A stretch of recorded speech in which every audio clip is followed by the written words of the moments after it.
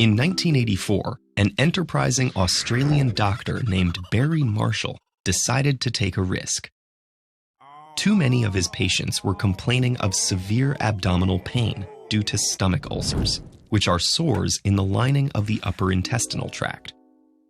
At the time, few effective treatments for ulcers existed, and many sufferers required hospitalization or even surgery.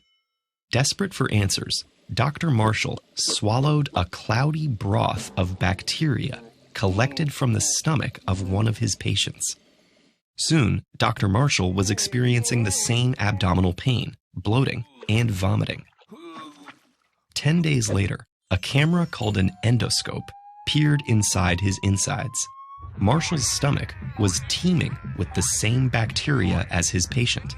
He'd also developed gastritis, or severe inflammation of the stomach, the hallmark precursor of ulcers. Dr. Marshall's idea challenged a misconception that still persists to this day, that ulcers are caused by stress, food, or too much stomach acid. Marshall thought the culprit was bacterial infections.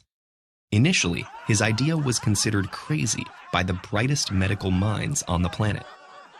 But in 2005, he and Dr. Robin Warren received the ultimate validation when they were awarded the Nobel Prize for Medicine. Our stomachs are J-shaped organs with surprisingly intricate ecosystems awash in hormones and chemicals.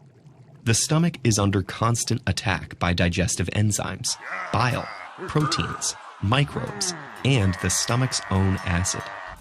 In response, it produces bicarbonate, mucus, and phospholipids called prostaglandins to maintain the integrity of its own lining.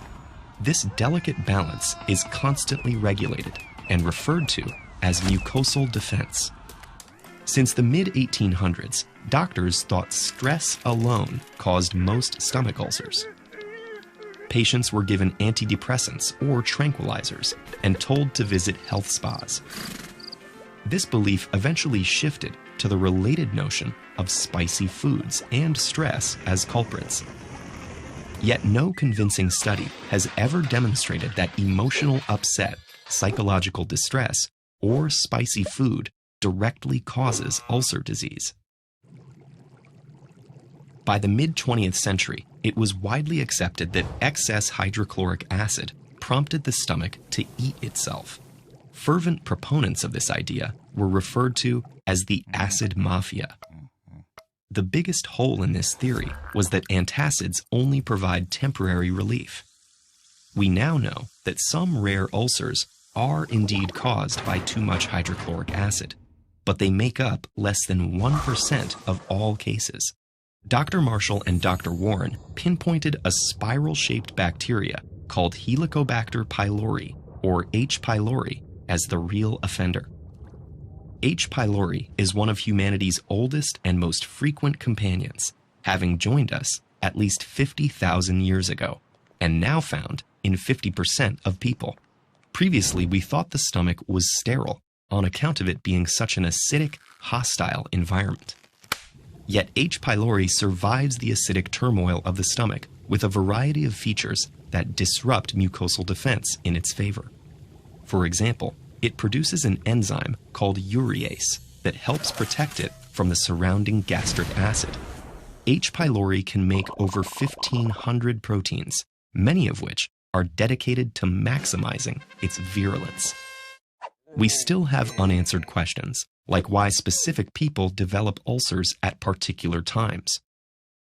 However, we do know individual genetics, other medical problems, use of certain medications, smoking, and the genetic diversity of Helicobacter strains all play a role.